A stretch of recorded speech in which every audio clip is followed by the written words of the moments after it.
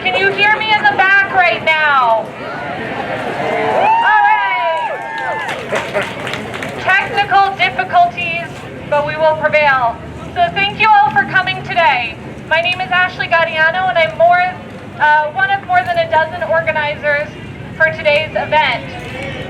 Before we get going, there we go. I want to start with a friendly reminder. Social distancing to the best of your ability. Masks on, please. And if you could silence your cell phone, that would be terrific. As we wrap up today's program, when you leave, please take your trash and peacefully disperse. I look around at all of you who have joined us today, many with your children, many of our high school and college students, and I'm deeply proud to live in the town of Trumbull.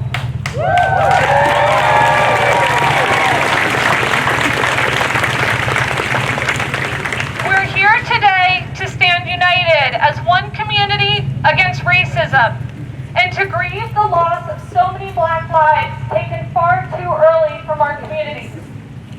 We're centuries overdue for this moment, for this movement, where we not only speak out against the injustices perpetrated on our Black and brown neighbors, but where we, at every level of government and in every facet of our lives, begin to take a sledgehammer to systemic and institutional racism.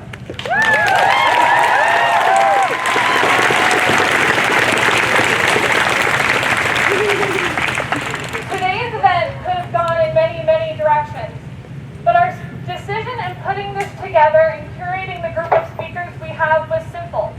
We wanted to provide a forum to amplify the voices of members of Trumbull's community. Over the next, hopefully about an hour, you'll hear from Trumbull High School students, recent Trumbull High graduates and college students, moms, dads, activists, attorneys, professors. I am beyond humbled to have the opportunity to introduce each of them to you. And so without further ado, we're going to start with a young man by the name of Nigel Hayes. Nigel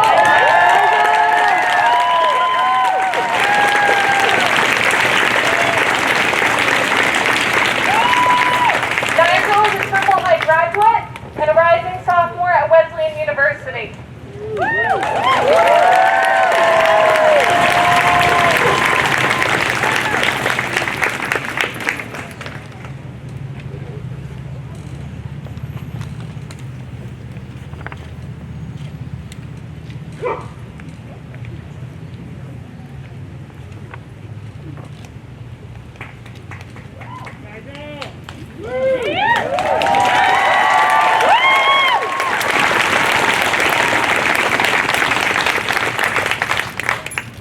There are certain phrases and philosophical concepts that everyone comes to learn and understand at some point in their lives. You always hear that you miss 100% of the shots that you don't take. We all eventually come to learn that you never work a day in your life if you're doing what you love. Those are the simple phrases we all come to learn and understand. Today, it might be hard for some of you to understand that Black lives matter. For me, the most difficult to understand has been home is where your heart is. For the past 18 years that I've grown, it's been difficult for me to learn and for me to try to understand that if I'm here in my own home, that's fine. If I'm here in my own home, then my heart could be stopped by someone just for the way that I look, for my own skin color. Hold the mic up. If you were to ask me how I feel, the words of my lips wouldn't be angry. They wouldn't be somber. I'm only 18 and all I can tell you is this. I'm tired. I'm tired for so many reasons. But primarily because why? Wouldn't you be tired if you could not find peace in your own home? My home is in many places within this community and within this own country. It's here, in Trumbull, Connecticut. It's up at Trumbull High School, where I've had the honor of being the class president of 2019, where I know even if the classes past me and beyond me don't know who I am, I still care for all of them and love them. It's with many others. It's down the street at Frenchtown and Jane Ryan, where I've made so many friends that I wouldn't be here without. It's back in June 26, 2015. If anyone remembers that day, I was there celebrating. Many of the rest of you are, where I got to celebrate for friends and family, for people I didn't know because the law was finally with them, because they finally knew and understood that they could love and be fine with being gay. They were allowed, and so the law was with them, and they knew how to allies. It's back in 2008, where I sat on my couch with my mother and father crying, because I knew and finally saw that a president of the United States could look just like me, talk like me.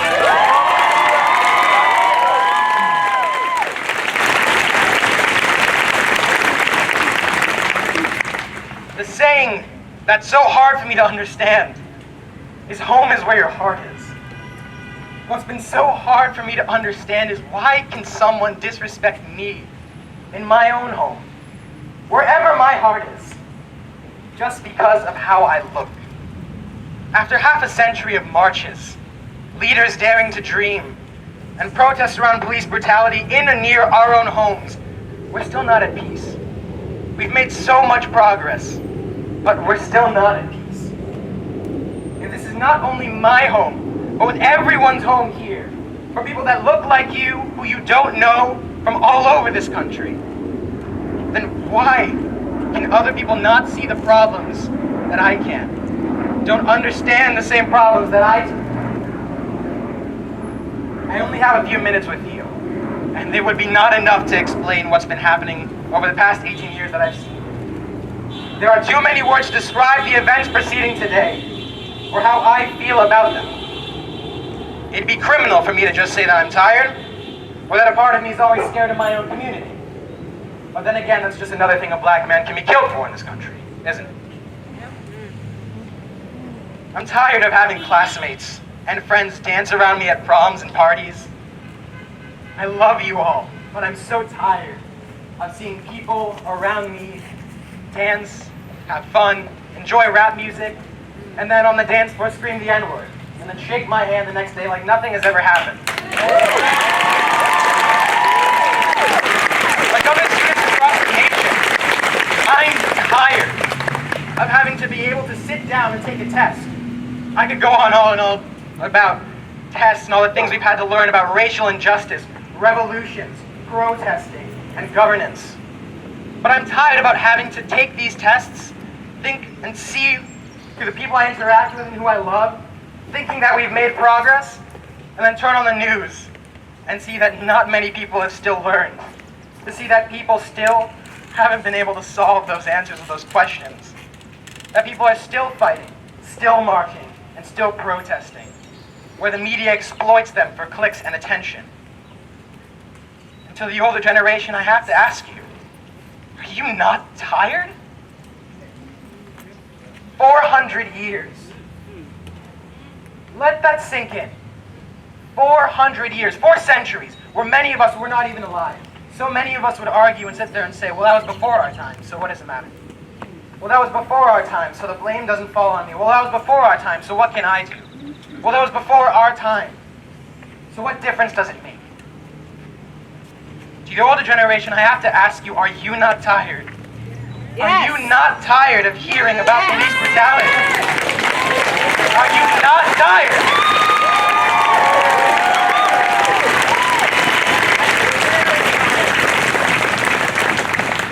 Are you not tired about seeing people cry from dusk till dawn?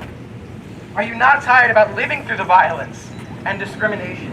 About seeing your community members, your citizens, other patriots, at arms with each other, fighting each other? We claim to be the best country in the world, and yet this best country in the world of ours can't seem to stay united on that front. There's so much.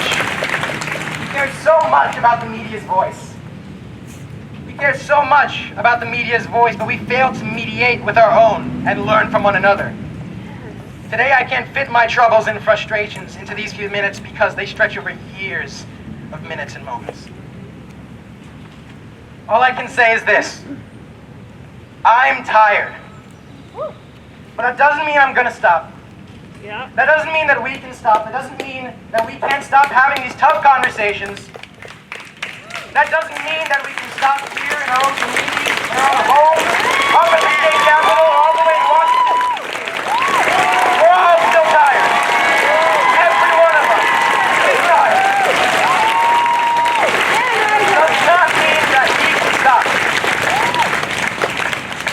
not mean that when we say Black Lives Matter, that we're trying to disrespect other lives.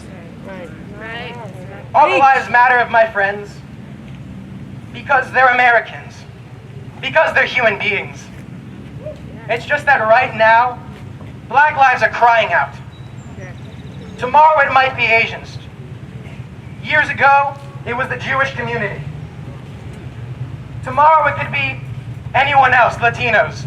It doesn't matter. All of their lives matter. It's just for right now, it seems like one part of this country that's not united yet to understand that Black lives are a part of that Black lives do matter.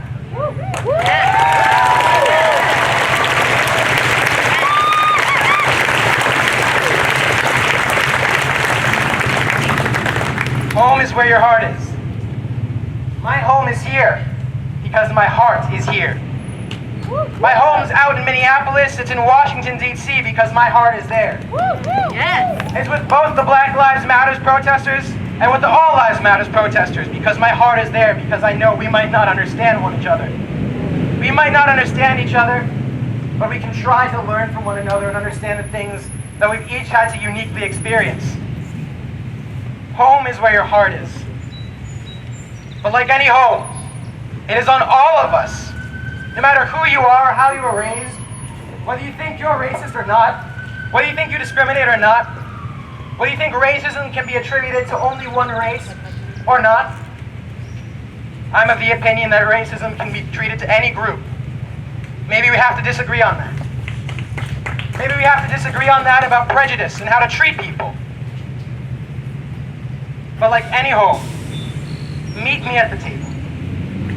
In any home, there's a table where we can meet at. In any home, there is a table where we can sit at. Where we can sit down together and enjoy a meal. We might get angry with one another. We might find it tough to come back at that table. We might not talk to each other for days. But like any home, there's a table. There's a table I want to sit with you at. Where I might not understand with you, but I can talk to you at, comfort you at. Where I hope you'll do the same for those that you understand and meet, and for those you don't. Meet at the table. Today, tomorrow, in a month from now, in years from now. Not just in social media posts. In real life. Meet at that table. Meet with people that you disagree with online. With your own family members. With your own friends. With the people in your own school. Meet at the table and plan, organize, confess, and profess your love for one another. We don't have any of that. We don't have anything else.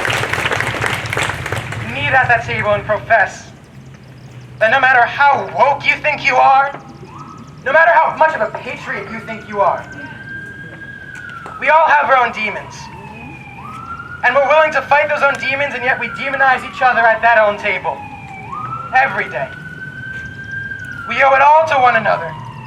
To keep our home clean from bigotry, from discrimination, from racial discrimination, and from police brutality. All of us. So the only thing I can leave you with is this. I'm tired. I'm sure many of you are tired. I'm sure the younger generation and older generation's tired. I'm sure the police, for those of you who understand or see the discrimination going on, wishing you can do something about it, are tired. But we can do something about it. I'm tired. But my home is here. Because my heart is here. So I'm not giving up.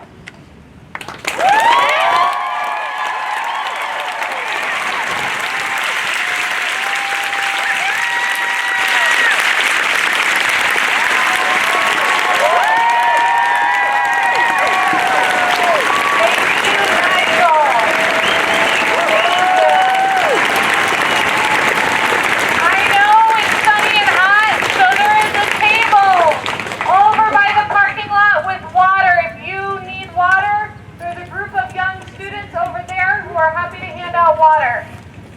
Next up, I'm very pleased to and Chief of Police Mike Lombardo for just a few words.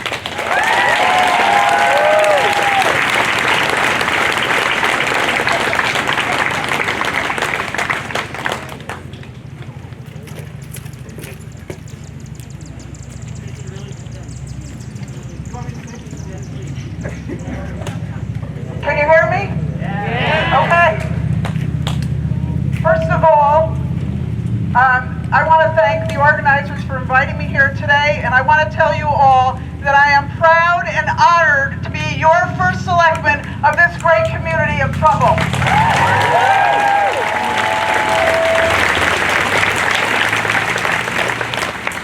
I want to thank all of you for being here today. Our citizens who understand that peaceful protest is the right of every citizen and should be respected as an integral part of who we are as a nation.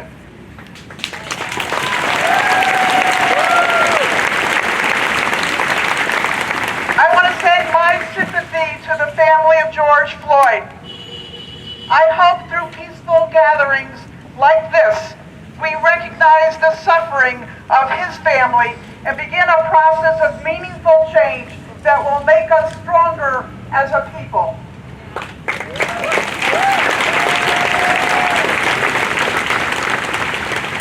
As first selectman of Trumbull, I want to read a joint statement that was issued by our Chief of Police, Michael Lombardo, our Police Commission chaired by Raymond Baldwin, the chair of our town council, Mary Beth Thornton, and by me as first selectman.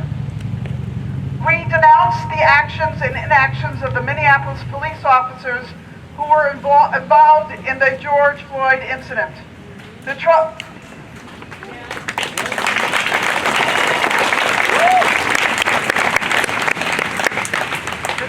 Police Department stands with the many police agencies throughout Connecticut and the nation who condemn the actions of the Minneapolis police officers. The practices seen in this incident are inconsistent with basic humanity and violate each individual's given rights and protections.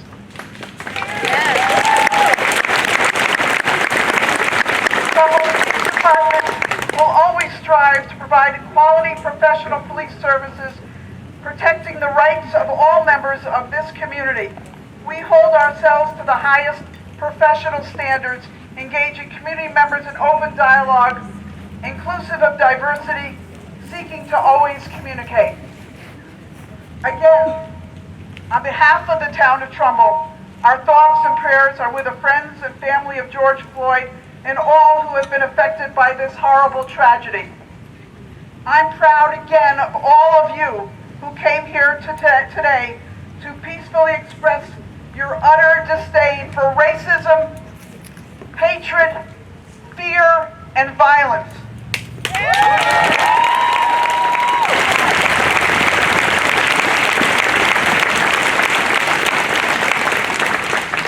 We must all work together to find and implement real solutions to effect change. Thank you again.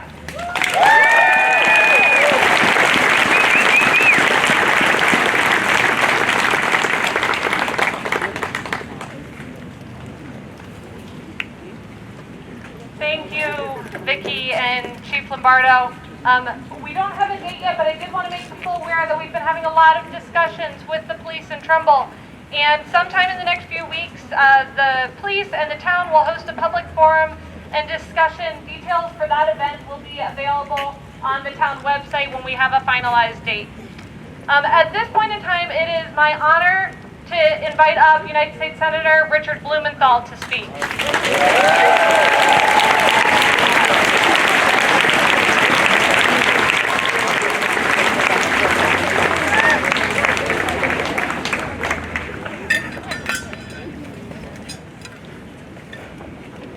I'm so proud to be here today.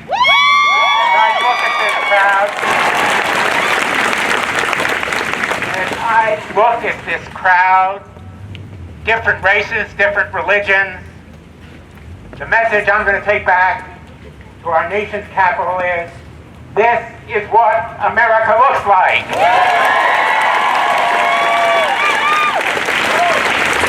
This is what America looks like. This is what democracy looks like.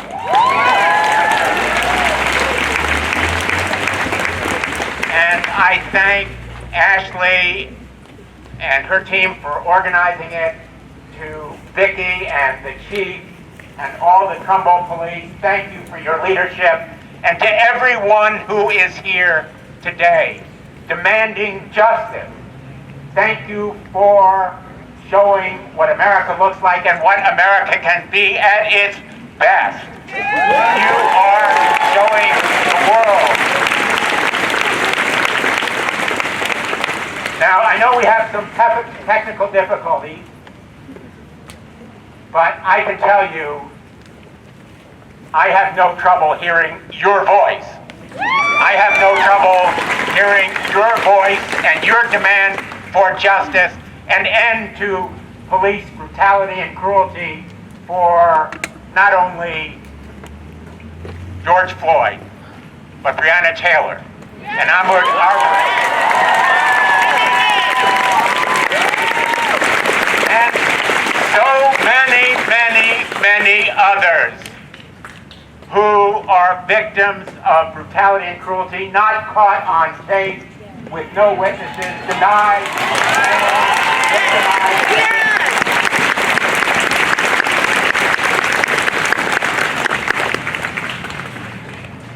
We're in the midst of a pandemic.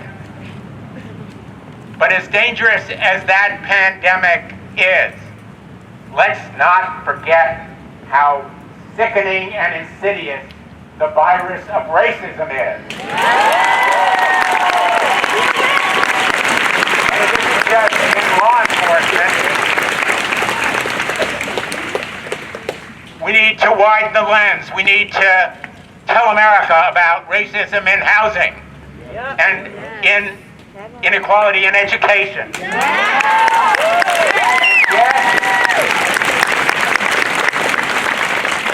Disparities in healthcare that mean that the victims of coronavirus are more overwhelmingly black and brown and poor in our society.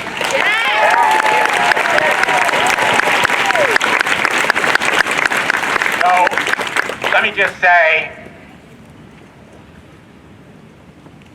I am sick and tired, just like Nigel. I'm sick and tired of America at its worst. We know that America at its best, like the Trumbull police today in showing their leadership, Chief Lombardo, can be better than what we are. And as Martin Luther King said, when there is injustice anywhere, there's injustice everywhere.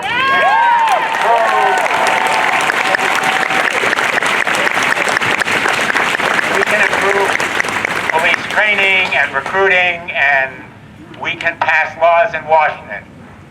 But the answer really is, as Nigel said so powerfully and beautifully, the answer is in our hearts. It is in our hearts to do better and be better, and you are showing the heart of America today. I thank you. God bless our great nation. Thank you.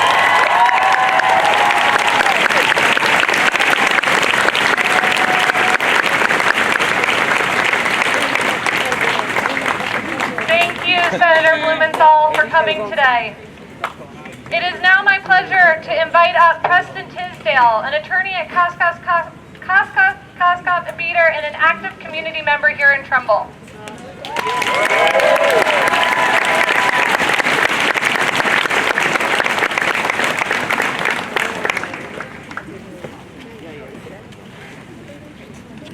Hello, Trumbull. Showing what can happen in a little sleepy town of Trumbull. Can you hear me? Yeah! My wife came to me this year. A friend of hers was horrified to friend came to her and said, she'd been walking with some neighbors along the beach in a neighboring town. And they came upon a group of young blacks who was having a little party. And they were not raucous. They were not causing any trouble. And they were playing music. And the three women were white. And when they walked by this group, one of the women said, I think I'll call the police on them. And she called the police on them. And after she called the police on them, the police came. And I just wonder what would have happened if you had had a police officer like the racist police officer in Minneapolis. Louder. Yeah. If, in fact, when the police officer came, the person had said, why are you bothering me? These sorts of incidents happen, and the woman who called my wife wanted to know what should she do. And what you were emblematic of is what we should be doing. In Trumbull, I've lived in Trumbull for nearly 50 years. When I first came to Trumbull, it was not unusual for my family members and I to be stopped by police officers routinely. People in our house would be stopped. And in fact, one time the police officer followed my father right up into our driveway and asked, what are you doing here? And my father said, I live here.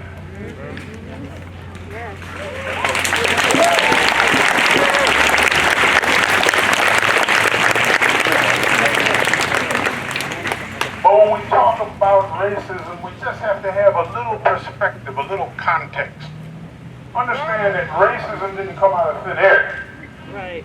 Racism came about because it needed to support a crime against humanity, that wicked system of slavery.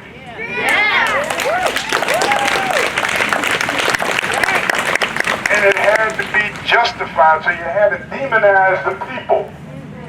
You had to make them bad. You had to come up with reasons for you to discriminate against them. Basically to hold them hostage and in bondage. And that language which was developed way back then stays with us even today. And so when we talk about police relations, the police were charged with making sure that the enslaved Africans remained slaves. And what they did, they made sure that when the enslaved tried to run away, they would capture them. Fast forward. Oh, and by the way, when I talk about slavery, you know, we see these pictures of slavery. That needs to be taught properly.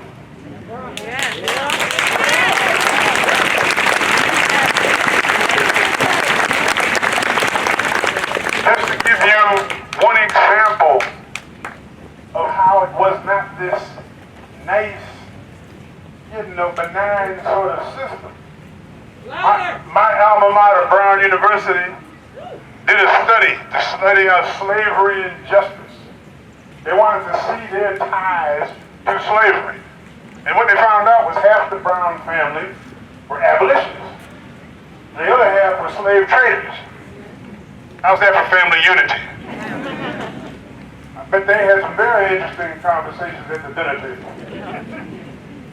But just so you know, the Brown brothers who were engaged in slavery owned sugar cane plantations in Cuba. It was part of that slave triangle. That's how they made their money. And the life expectancy of an enslaved African on those slave plantations was less than 7 years. So when you see good old movies like Gone with the Wind and such, which will give you an idea that it was this benign system, it was vicious. And they had to develop a language to keep people in line. And one of the things about humans is we have very short conscious memory, but we have very long unconscious memory.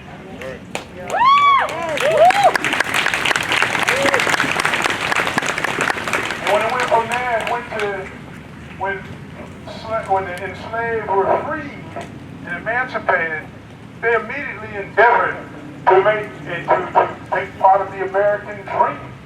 And in fact, were very successful.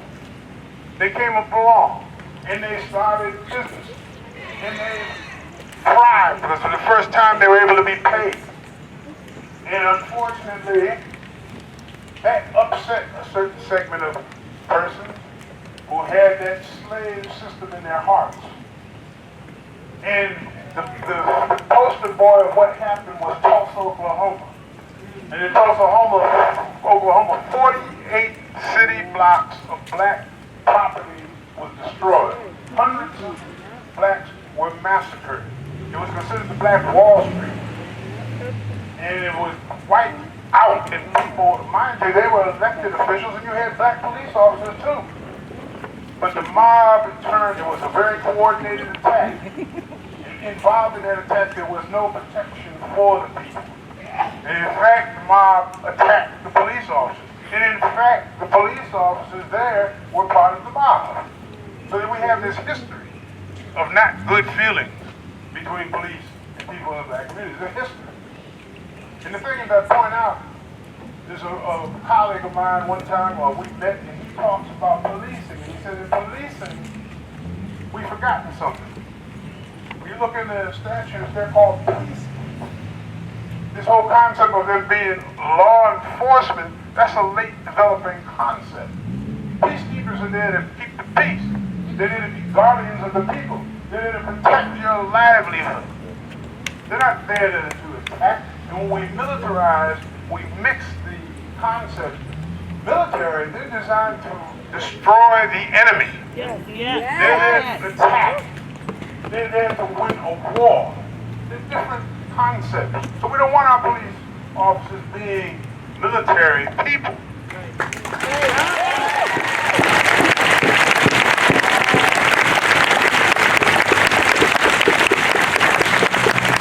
Anyway, just to show you how we have to go back and search ourselves and search this subject.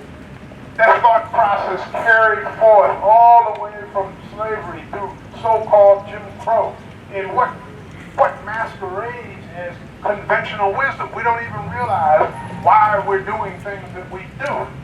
I can remember there was a meeting in the 60s with some leaders in the community with the then police chief in Bridgeport.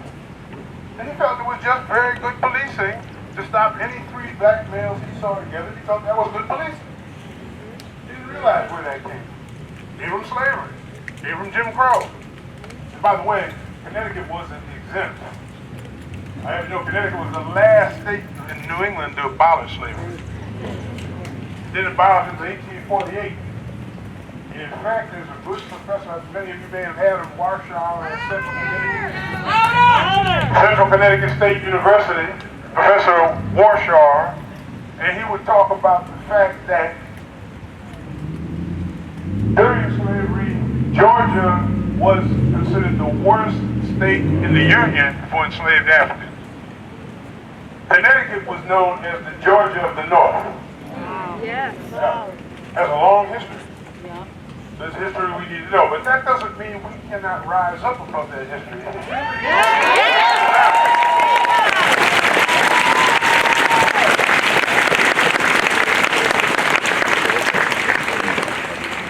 Time has come up for us to rise up above that history.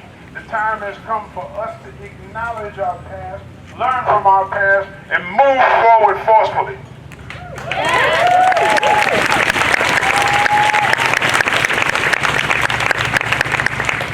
And what my wife said to that person who called her, she said, when you see something like you do with the terrorists, you say something.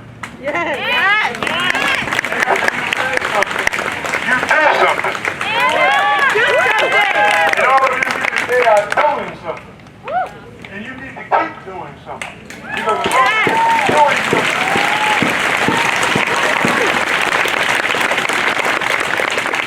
that's how we will defeat this scourge of racism and these unjustifiable murders of unarmed black men. And even, mind you, that mindset can get so bad, many of you saw the news where this 75-year-old man was shoved to the ground in Buffalo, and then it was told that he tripped. So we realize there's a sea change, but people have to understand where that culture came from. They have to understand we need to do something about it. We need to come together. We need to march together. We need to talk together. We need to pray together.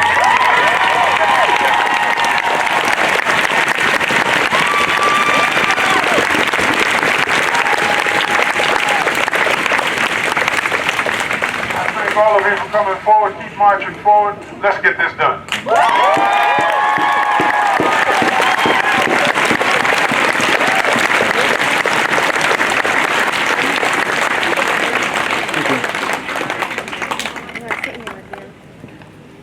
All right, next up, we have a junior at Trumbull High School, Sage.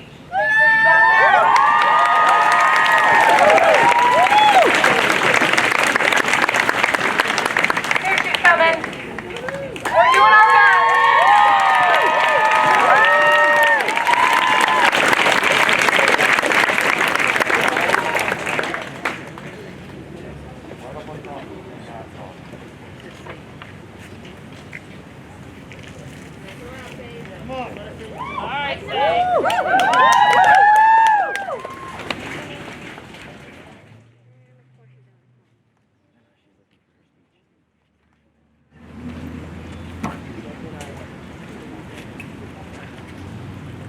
Can you hear me?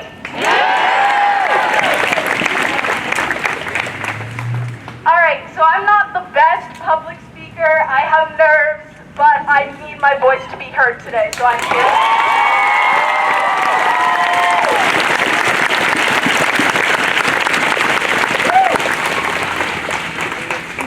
Unfortunately, we all are here together today for very unfortunate circumstances. For us to all have to be here because Black lives have been lost. Unfortunately, there has been police brutality for centuries. Since slavery, when runaway slaves were running away, they were captured. And that is the same thing as what's happening today with police brutality.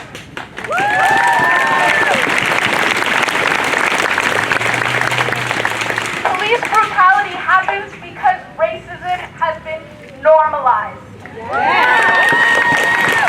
We need to end normalizing racism.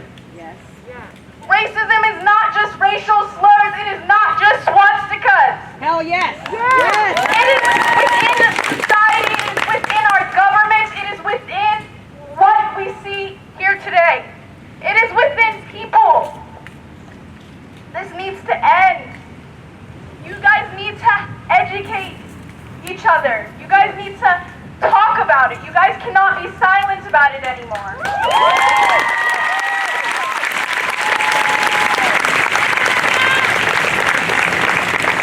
I'm a product of Trumbull Public Schooling. I have come from Booth Hill School to Hillcrest to Trumbull High School. I have had 11 years of Trumbull Public School education.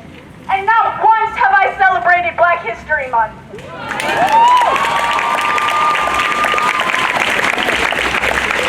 Not once have I been educated about Black history. Embarrassing. There's so much more to Black history than slavery. And if you are going to educate me about slavery, do it right.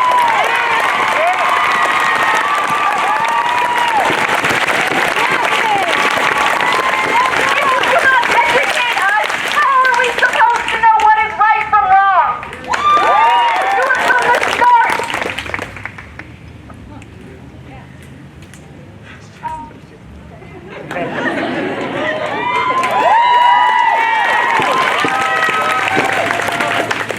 I educated myself with Black history from my family, from my loved ones, but not everyone has the opportunities. I had to go all the way to Harlem, New York City to join the Junior Scholars Program at the New York Public Library of Black Culture and History to be educated on my history. We need to educate this community. We need to educate all communities.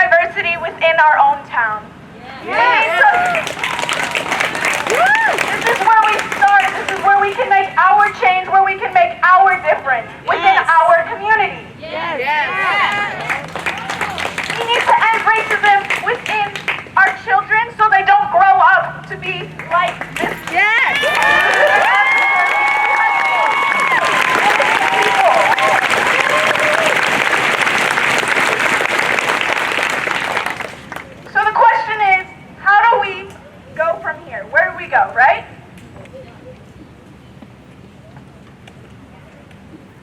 Like I said before, we need to educate our children. Within our schools, you guys need to properly educate our children on slavery and the wonderful history of Black people. We are not only slavery. We are not only slavery.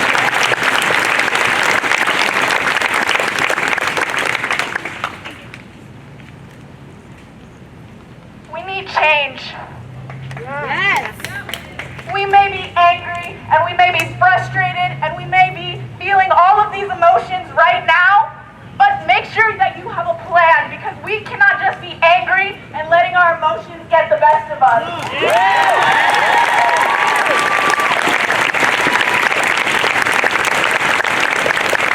I truly believe that this time around there will be change, and we will be the cause of this change.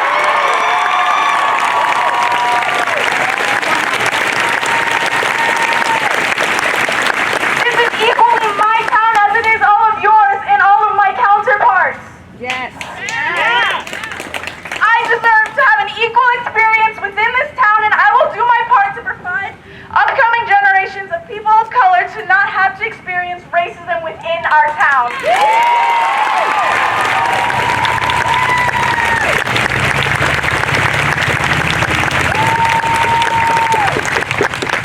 We need to start here, people. Within our community, within our schools, we need a place for all of us to be educated, because we don't have that place. We need to start, and we need to do something now. We start with our own community, and then we'll take on the rest of the world. There you go.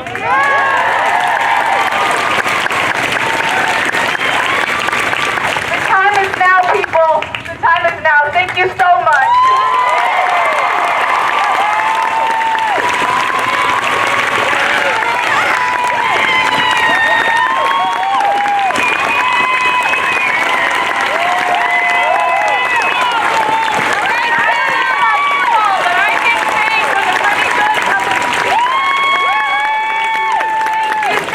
Next up, we have Lynette Gains, a teacher and a Trumbull grandmother.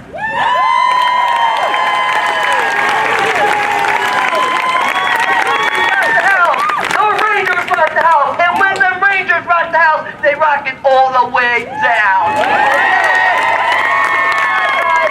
My name is Lynette Gains. I have 6 decades of our family that lived in Trumbull. I can sometimes envision my grandfather, who was the third one, Philip Farrar, to drive up and sign the town charter. We've been here. You may know us as different last names such as Gaines, Green, Hayes, Eller, Elliott, Laster. There's a bunch of us, but you interacted with all of us. We tried to make the change, to make this world a better place. And it starts, obviously, with each and every one of us. I am so thankful. I have to, first of all, give honor and glory to God for all this today, because you are making this happen. You went that route. And up to this. In life, they say it's important to understand questions, to provide the right answer. Get off my neck, I can't breathe. This is a true reality we must address, acknowledging the problem so we can address it. I would be remiss if I did not mention my Native American families, who the worst injustice was and continues to impact as well.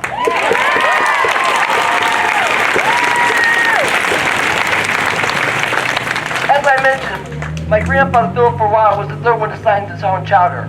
But you might have known my Uncle Teddy, Theodore Farrar, who built a lot of these houses in Trumbull. My Uncle Charles, who built a lot of was the greatest blacksmith all throughout Connecticut. We also have my dad, who was one of the first carpenters. There was many contributions still and now that have been made. Also by the Tisdale families, by the Lloyds, by the Williams, by the Averys. We're here, and we thank you for those of us that have held our hands to continue to make this change that so badly needs to happen. Yes, I had to prepare my 4 sons, Harold, Chaz, Sean, and Philip, and Frank, to be obedient to God. I went through the unfair valleys. Was it fair in Hillcrest Junior High School when one of my classmates was high and she was And she started beating me up at the locker, and I was like, "Can I get off me, get off me?" I get called down to the office. I get told, "What are you doing?" And I just kind of sat there. Then the girl came in and said, "She didn't do anything." And I said to the principal, "Can I go now?" "Oh, I know." But I was the most mischievous, but I was the one that always stopped the fights. The reality is it had to break down because I had to show that I was better because that's how my mother brought me up. She said, "You want to make a better world, you make a better you." She goes, "Let people run their mouth, you run your business."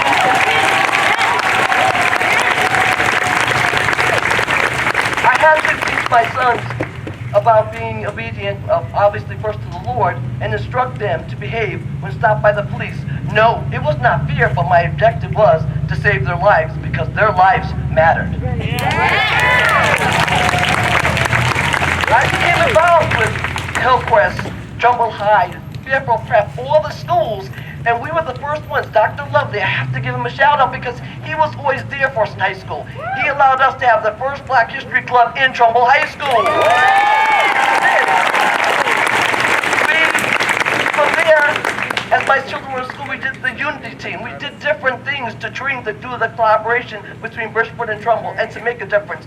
But in some respects, we dropped the ball, so we still owe you guys. We owe you young people to still continue to support you as a leader.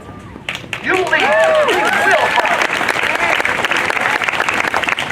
The world, as Sage has said, was never debriefed about slavery. Never. We don't know, we understand that when we were taught in school that slavery started, our history started as slavery. No, it did not. Our history started in Africa. Our history started in Haiti, when Haiti shut down the slave trade. Our history started the right thing. Our history started when we sat back and we built this country, we were never paid for it. Our history is here. The truth is not told until it is put in the curriculum, not Black History Month. Until Hispanic Heritage is not a month. Until it's put in the curriculum, that is what we did. We will see the change that needs to take place. Because we all matter. Together we can change the environment. We must confront the real issues by embracing our strengths and sharing our common perspective. The human race. Own the truth of the knee remains on our neck. We need to develop each other. We are broken arrows by wounds of the past and present that impact us today. We must address change through policy, practice, working together, overall serving each other, creating equal access to education, healthcare, resources, employment, and legal system to start leveling the playing ground.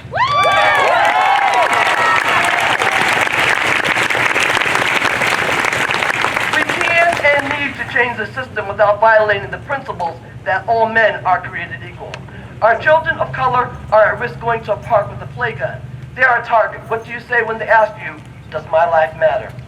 We must pray so we won't become prey. We need to stand together. This one time as the body of Christ. God is our source for everything. It is faith that moves God. He is asking us for faith with works. My pastor Alfred Watts says, if your faith is tested, you are growing. Prayer is a source. Will you join me in praying for this world? I have to thank and I admire and respect our governor, all state officials, our first Selectman Tesoro, our police department, and most of all of you that are coming out, and State Representative Sujata. But I would be remiss, I have to give a shout out and give a praise, almost like a dance, oh my God, to the Black Lives Matters. You guys are amazing grace.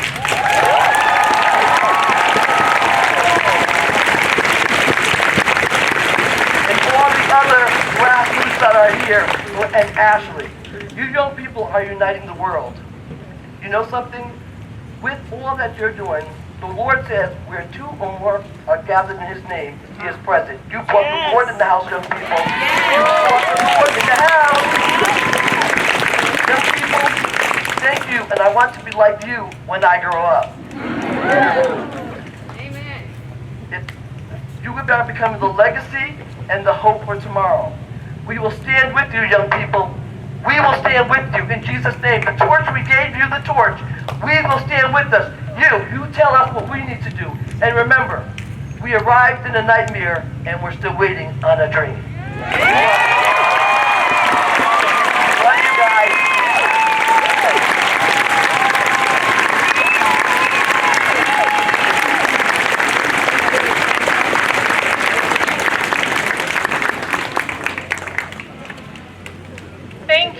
Lynette, and thank you to your family for being a part of the Trumbull community for decades now.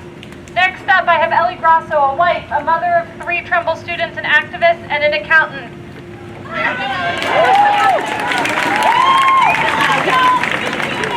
No. Can you hear me? Thank you. Listen, we're hot. We're going a little bit longer than we thought. But if black people in our country can endure slavery and racism for centuries, I think we can stand in the heat and sweat and listen to what we have to say.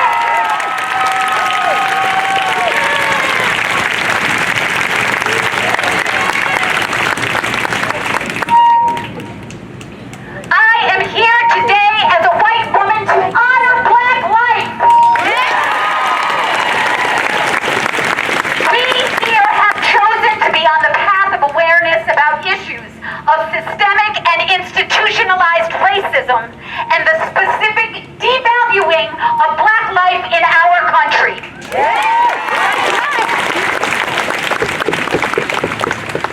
Racism is toxic and denies us all the ability to recognize and see the humanity in each other.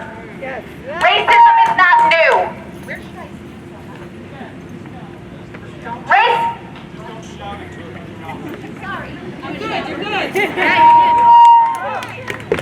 Racism is nothing new, of course.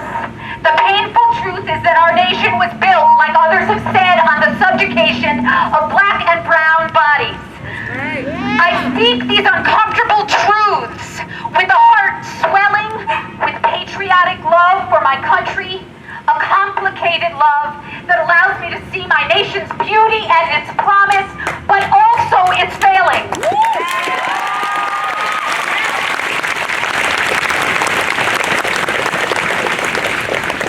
Racism and anti-blackness permeate every sector of our nation. You cannot separate it out from one institution to another. It is everywhere. It is in the water. It is in the air. It is in our thoughts. It is in our bodies. You cannot escape it. Every single one of us. None of us escapes its chokehold. White people have for so long lived lives that condone and affirm racism by taking advantage of what it was offering us in silence. We sold our souls to racism for its spoils, for the plunder, but the spoils betray us also, and the plunder rots us inside. I mean this, y'all. For white people, supremacy has given us a false sense of excellence, a false sense of safety, but has also conditioned us to be afraid. White people, too, live in a constant state of fear, angst, and anxiety. We have a necessity for power and control. White supremacy doesn't allow us to live untethered, and so under its power, white people are also not free. Here's the good news. There is a lot we can do. We must first begin by acknowledging that racism is an inherent part of the American experience.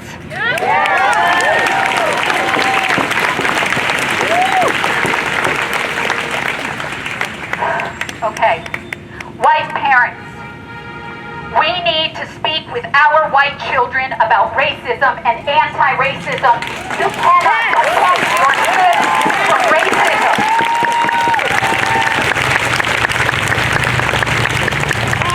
It does the opposite, because silence about race only reinforces racism.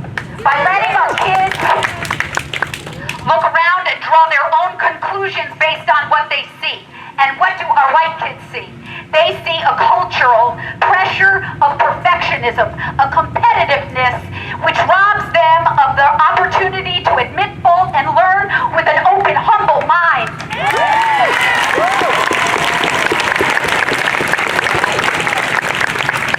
We work tirelessly to expand their innocence, protecting them from discomfort at every turn.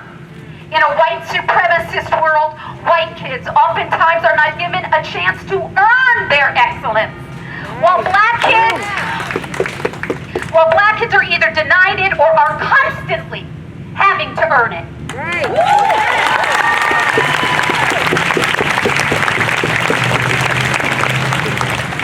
Okay, y'all, this is going to be hard, this message. Especially our white sons. We teach our beautiful white sons that it's not okay to show empathy or emotion because that is weakness.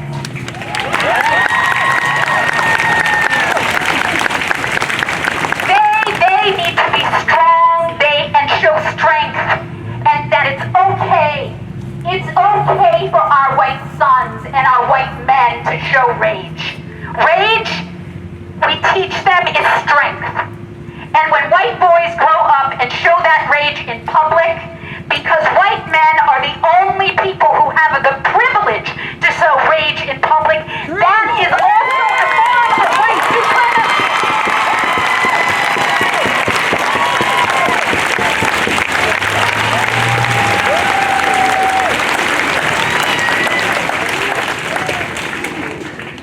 White men, come with me, white men, because this is hard.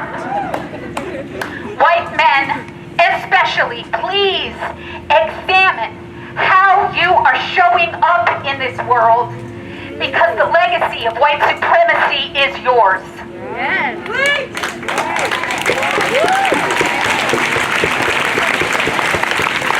All white people need to examine how racism is showing up in our thoughts, which then manifest themselves in our actions and our interactions. For example, we need not judge how black people respond to their own injustice.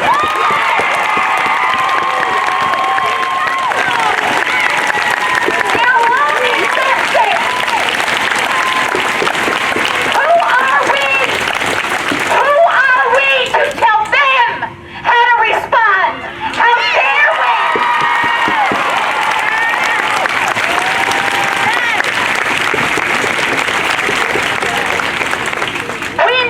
Examine our outrage at the looting of a Target versus our outrage at the looting of black bodies for the last 4 years.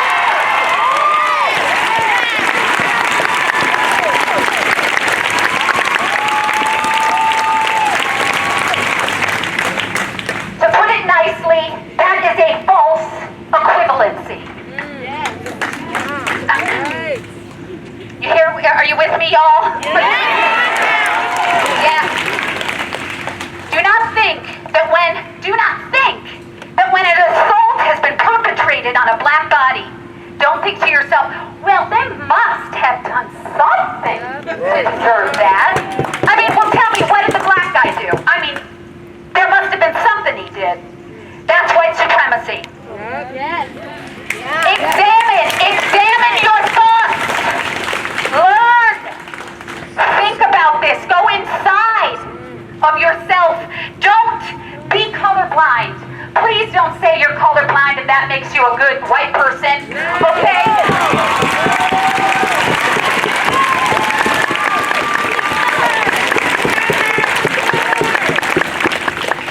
Be color brave. That's what we call it. Because we want to celebrate and acknowledge diversity.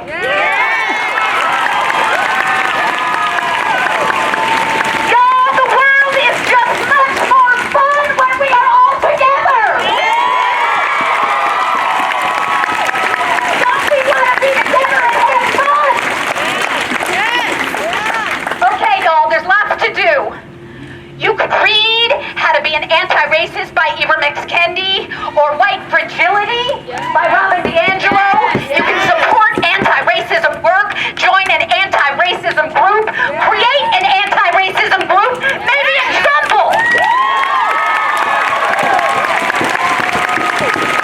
Look for the follow-up on that. We need to deliberately identify ourselves in the world as being anti-racist and disrupt racism, especially in white spaces.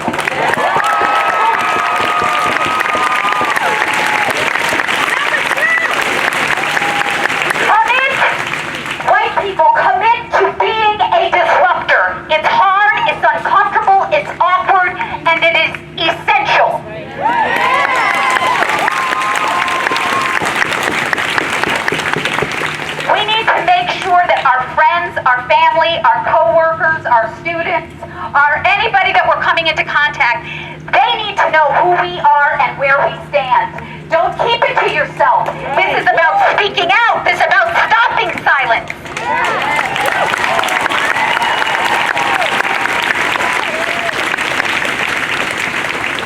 You probably heard this before, but it's important to say.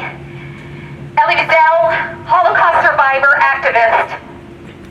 We must always take sides. Neutrality helps the oppressor, never the victim. Silence encourages the tormentor, never the tormented.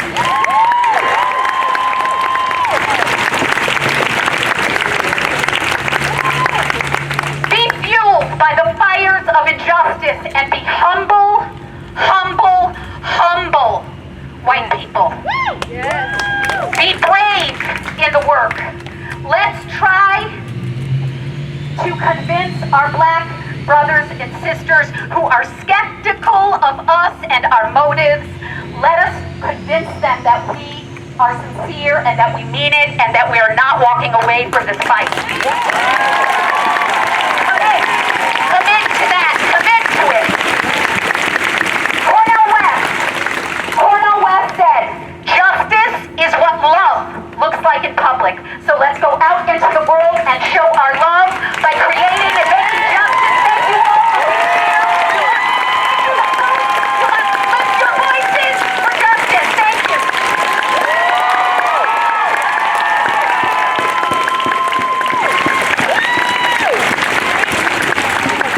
Thank you, Ellie. On that note, again, table of students over there, they have QR codes. If you want to leave doing something, they have a list of Fairfield County Black-owned businesses. You can scan and donate to a GoFundMe before you leave. Next up, I have Figueroa, a community member here in Trumbull.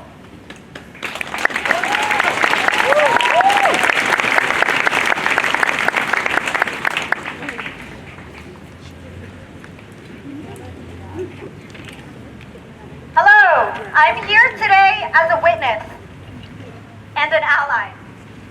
Some of you, like me, are old enough to remember a time before smartphones and before the internet and social media broadcasted police brutality and racial injustice.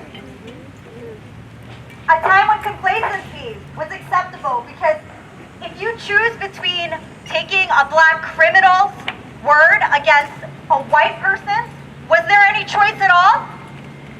No. Today there's no excuse. Silence is implied consent. Over the course of my life, yes. It is. Over the course of my life, I've identified with the unspoken struggles and pain that comes with being a person of color. The pain that we endure every single day because it's ingrained into our society at the most basic levels. I'm talking about the lack of representation in education, in local politics. I'm talking about the disenfranchisement of black lives and the view that every person of color carries because they are targeted. Yes. They're labeled as aggressors. Yes. Issues like social justice are raised. Yes. In this country, we have a police brutality and a racial issue. And too often, these issues collide at a disproportionate rate against people of color.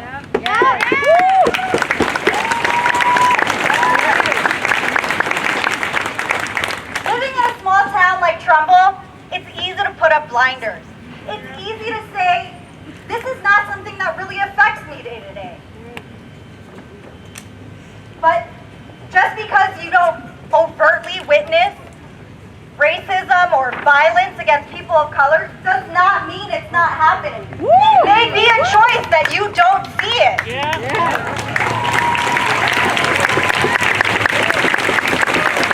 People, this is a moment of change. To the non-black community, don't let this moment pass. Continue to advocate for people of color at every opportunity by holding the memories of George Floyd, Ahmaud Arbery, Breonna Taylor, Eric Garner, Samir Rice, I Can't Breathe, Emmett Till, and countless others that we know their names and those who we do not. Black Lives Matter.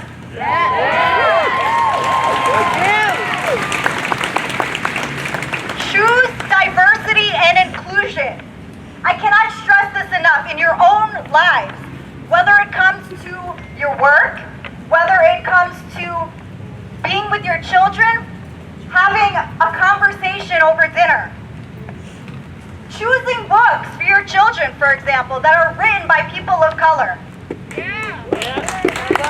Raise these issues with your neighbors. These actions don't need to be reserved for Black History Month. There is too much Black history to fit into 1 month. Many of the issues that are being taught as history are issues that still affect us today. It's not history. Black Lives Matter, people. Yes. With this upcoming voting cycle, I hate to take it here, but it's necessary. You have to be aware when terms like law and order are invoked. You have to understand that that comes at a cost to brown and Black communities.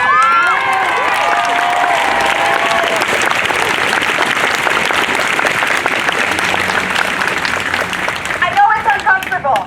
It's uncomfortable to confront these issues head on. As a parent, it may feel uncomfortable or natural if you're not dealing with these. How do you raise these issues with your children? But believe me, they will feel it. They will see it. You cannot hide from the injustice. This is real. This is happening.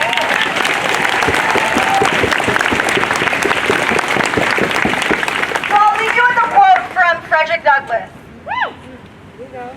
If there is no struggle, there is no progress. This struggle is a moral one. It may be a moral one, or it may be a physical one. Or it may be both moral and physical. But it must be a struggle. Power concedes nothing without a demand. It never did, and it never will. Thank you.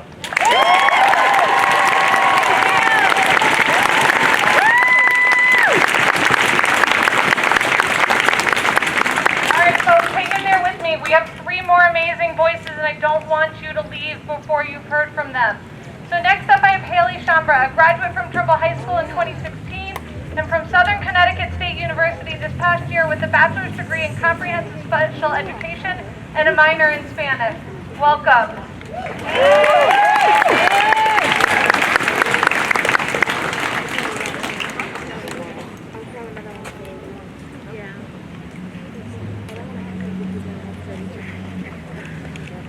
Hello, thank you all for coming.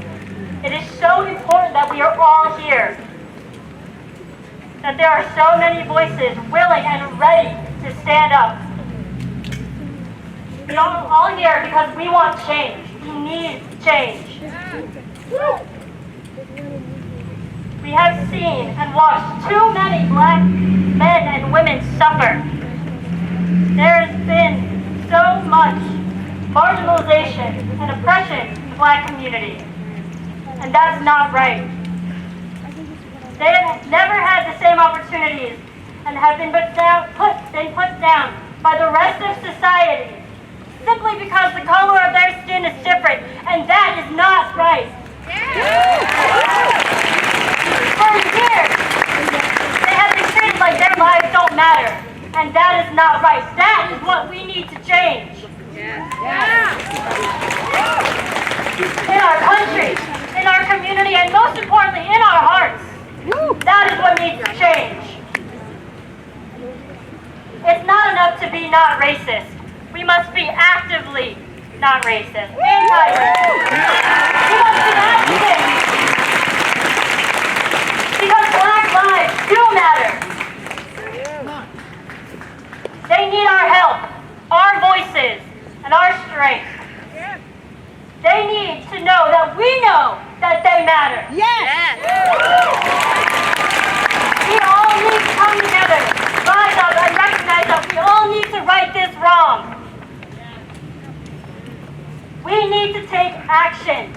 We must stop the spread of racist thoughts and ideas. Stop using racial slurs and stereotypes. And stop mixed brutality.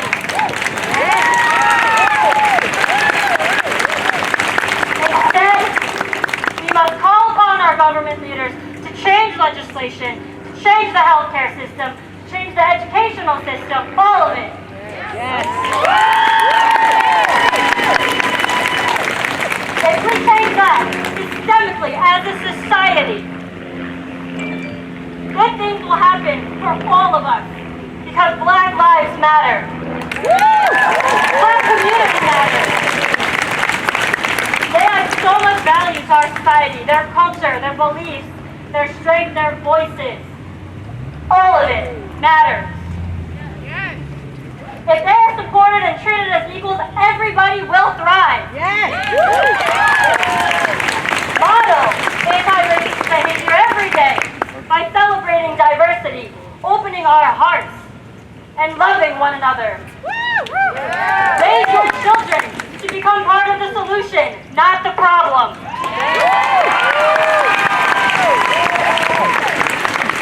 Do this by creating environments that challenge societal messages about racial injustice. And make racial injustice a part of everyday conversation because that matters.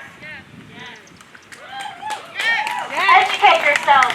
Go to the library. Get books about Black heroes and celebrate them. Explain what's going on to your children in the world is not okay and it needs to change.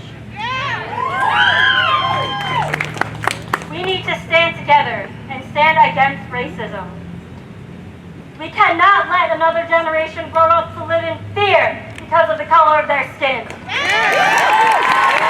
need to make sure that we can do, and we are going to do everything that we can so that the next generation of Black children and children of color know that their lives matter. Because Black lives matter. Thank you very much.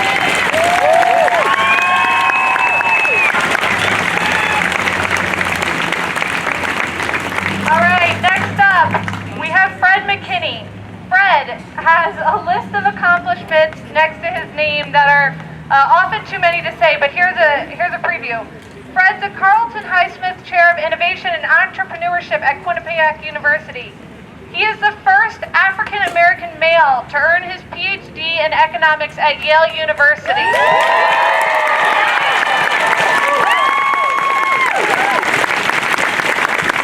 So without further ado, here is Fred. Fred, thank you for joining us.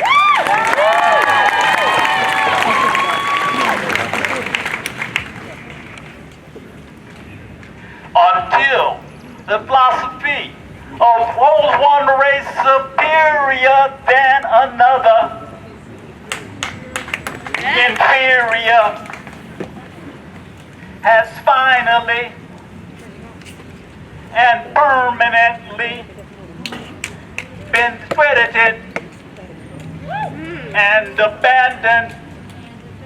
Everywhere is war.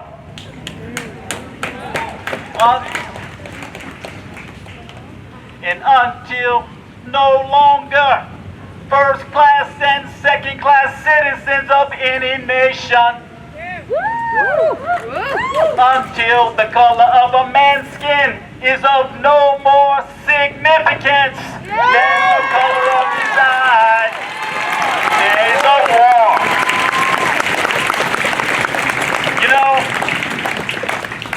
I was almost George Floyd. In 1972, my first day as a freshman at UCLA, I was returning to campus with my brother and my roommate. And we were stopped on our way to the dorm, our first day, by plainclothes policemen of LAPD.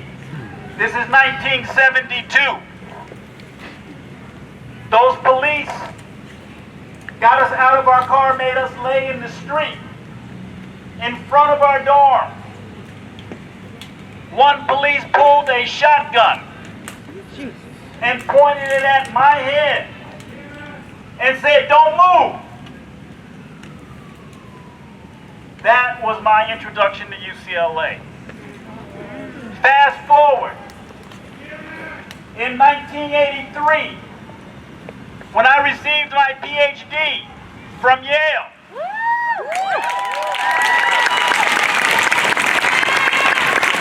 I had a job interview. I had several job offers. One from Georgetown, one from Brandeis, and one from Hunter College. At that time, Congresswoman Donna Shalala, who you may know, was the president of Hunter College. She asked me to come in for an interview, which I did. But at the same time, there had been a murder in New York City. I had a business. I was selling products from Africa to stores in all over New York. And it just so happened that one of my customers had been killed in a robbery. So I get a call from the New York police. They say, "Come down if you can, we want to talk to you about this murder." And I'm feeling completely innocent, says, "Sure, I'd like to help you. And by the way, I'm coming down next week to meet with Hunter College." And they said, "Well, we'd appreciate it if you could come down to this particular precinct in Lower Midtown." So I go. I have a great interview, I get the job. I go to the police station after that. They start talking to me, they pull me in the back room. And they tell me, they said, "You know, the person, a black man, was seen running from the scene. He was about your height. He was about your complexion. He said, we can keep you. We can arrest you just on what we know right now." And I told him, I said, "You know what? My wife Ivy's here. She's a lawyer." I said, "You're not going to hear it. I'm not saying anything else to you guys. I didn't come down here as a potential perpetrator. I came down here to help you." And they said, "Well, we see in her records she owed you $40. $40. So you see, when George Floyd was laying in that street in Minneapolis last week, it resonated with me. Because I've been face down on the street with the shotgun pointed at my head. I know what that feels like. It does not feel good. I also want to talk about Minneapolis. My son, Warren Thomas McKinney, is a graduate of Trumbull High School. He left Trumbull, graduated from Vassar. He left Vassar, got a master's from Yale. He left Yale, got a PhD from Columbia. He lives 1 mile from where George Floyd was killed. This is personal. We think that these things happen someplace else. They happen all over. And before I continue, I want us to be silent for a minute while I think of some names. And if you have some water, or if you have something else that you're drinking, in the African tradition, we're going to do a libation. Put some water on the ground when I say their name.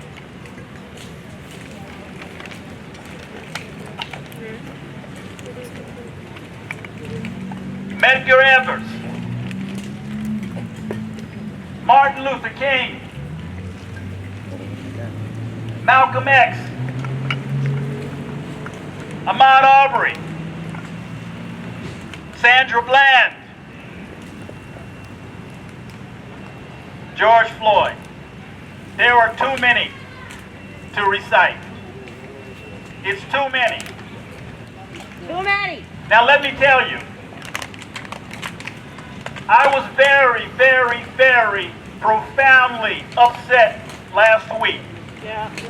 I was to the point of giving up hope. But I'm going to tell you, what restored my hope were scenes like this. Yeah.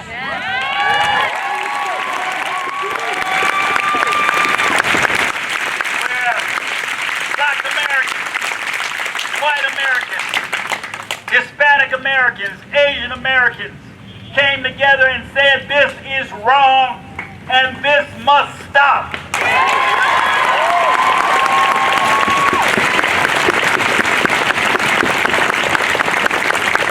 But we have work to do. This is not about a bunch of marches around the country. Right. Yep. This is about, and I hate to say this word because it scares people, this is about revolution and revolution.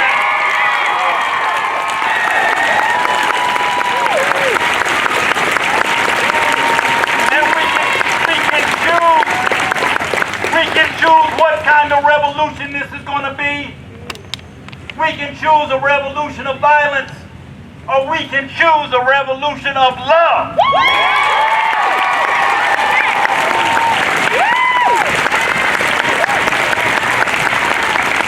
That love is not just a mental thing, it's not just a way to talk about things, it's a love of action. We must love each other with action. And before I go, let me give you some things to think about. I am so proud of Trumbull today. Yes. Yes. Give yourselves a hand, Trumbull. But you must know something. This is not enough. This is not enough. Trumbull has only 4% of its population is black. We've doubled it since 2000. Whoopsie-doo. But it's only 4%. We must have housing in this city that black people can afford.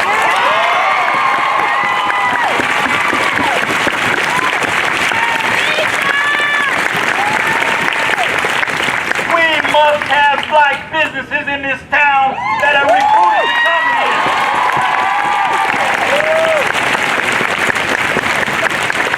We must recruit black teachers to our schools so our children will not be ignorant. That is the work. That is the work that we must do. And finally, I just wanted to say something personal. I was not born here. I was born in Pine Bluff, Arkansas. My mother and father picked cotton. My grandmothers and grandfathers picked cotton. My great-grandmothers and great-grandfathers were slaves. So, if we can come from slavery to Yale, we have children in our community. Thank you.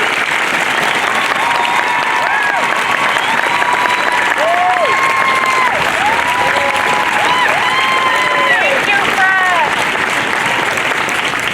We have one more speaker, and we're going to end today with some moments of silence. I would urge anybody right now who is hot or feeling lightheaded, please sit down. We have folks over here behind the gazebo who can help if you need it, but please sit or kneel or do whatever you need to do to make sure that you are safe.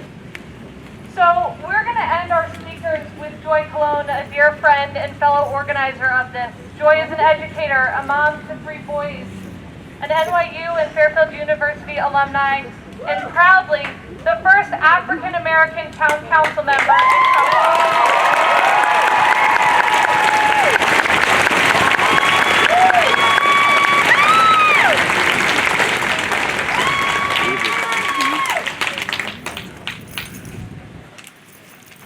There's a lot of you. Wait. No, there's a lot of us.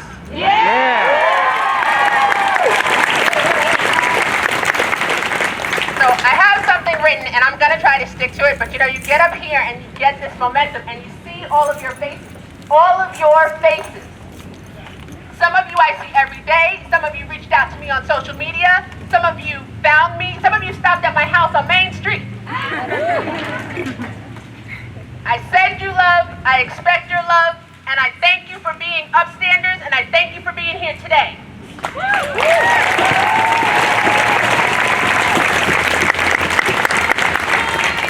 be right back. Now, we all have a story. My skin is my story, but it's only part of the story.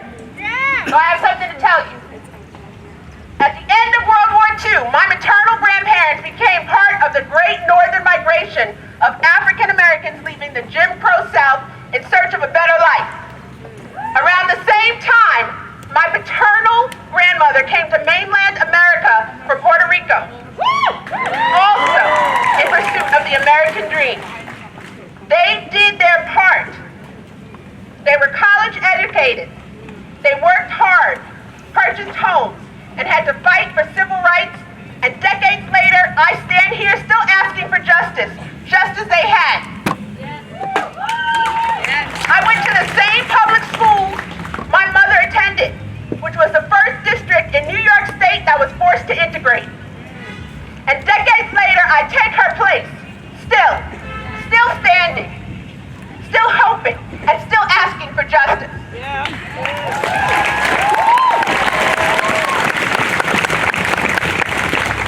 We gather here today as a community to pay tribute to and remember George Floyd. We must not let his death or the countless deaths of other black men and women that never received justice be in vain. America is a great experiment. We stand on this ground here in New England, where the idea of freedom from tyranny was born, freedom from oppression, just free. And while America was never perfect in this quest, our Constitution is meant to protect the rights of all of us. We must exercise our civil responsibility and vote.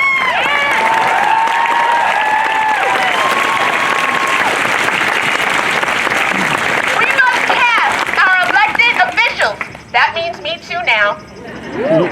We must task them. I wrote my speech because I didn't want to cry. Okay, go ahead. And as I look at all of you, it is very hard.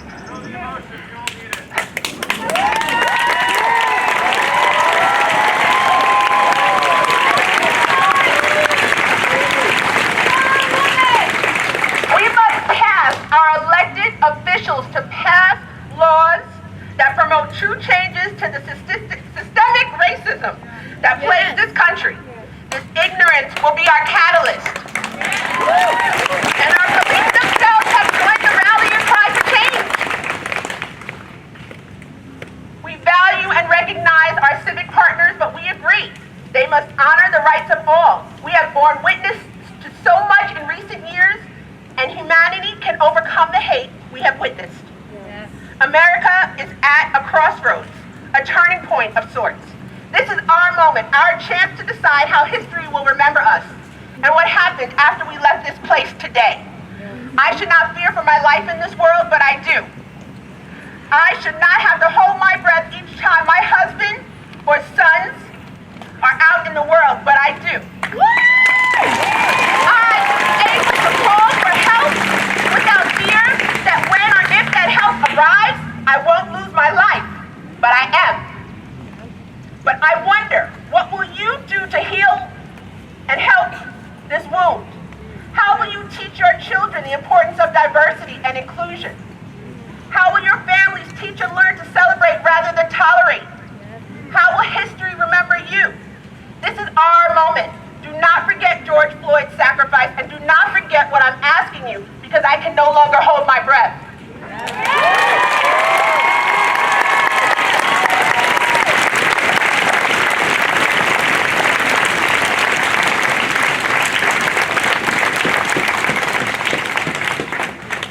All right, we are almost done here today. I'm with Amy's Lower Shaw's office. I'd like to have an opportunity to take 5 minutes to speak here. I'm with the senator's office. Today cannot be just one moment. It can't be the end. We don't leave here today and stop. It has to be the beginning of our collective action to stand side by side with our neighbors, to learn, to educate, to check our biases, to amplify the voices of people of color, and to commit to dismantling systems of oppression and racism. Before we leave today, we want to end honoring the life of George Floyd. We're going to ask everyone to participate in 4 minutes and 23 seconds of silence, just half the time that George Floyd had a knee on his neck. And while we honor those 4 minutes and 23 seconds of silence, I'm going to invite Chelsea Morton, a student at Trumbull High, to join me. While we honor those 4 minutes and 23 seconds of silence, Chelsea will recite more than a dozen names of African Americans killed around the country in acts of police brutality. And when we've wrapped up those 4 minutes and 23 seconds of silence, if everyone could please again take your items and peacefully disperse, and remember that this is just the first in many steps for our community. Thank you all for coming.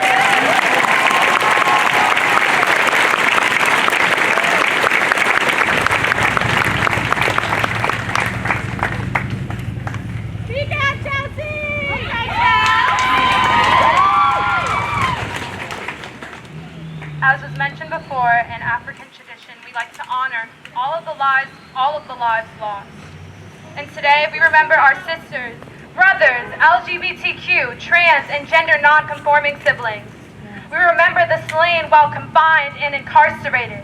We remember those who suffered and died due to excessive force and sexualized violence because of police misconduct and abuse. We remember all those who were unarmed and murdered while being black at the hands of police. We honor you and vow to never forget. From this life into the next, beyond this realm and into ancestral planes, we call your name. Tamir Rice, Sandra Bland, Eric Gardner, Freddie Gray, Jamal Clark, Trayvon Martin, Philando Castile, Michael Brown, Oscar Grant, Megan Hockaday, Akai Gurley, Jonathan Farrell, Sean Bell, Tony Robinson, Tiffany Mofield, Rana Zoe Mungjin, Damaris Rodriguez, Monica Diamond, Betty Mujinga, Vera Uwela Omazua, Breonna Taylor, Sean Reed, Ahmaud Arbery, George Floyd, Tony McDade, and David McCarthy.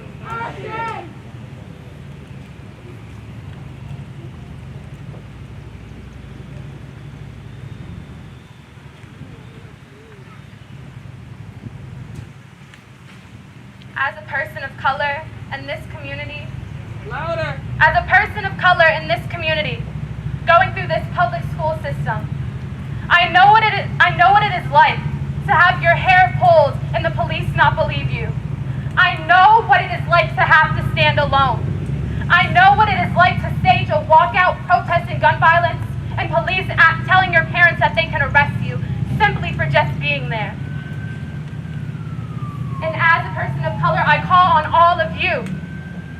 Do not let anyone stand alone. If you see people fighting, fight with them, because it is your duty as a human being to fight for the lives of all human beings, because we all coexist in this world. And I want to end with a statement by Assata Shakur, and I would like you all to repeat it after me. It is our duty to fight for freedom. It is our duty to fight for freedom. It is our duty to win.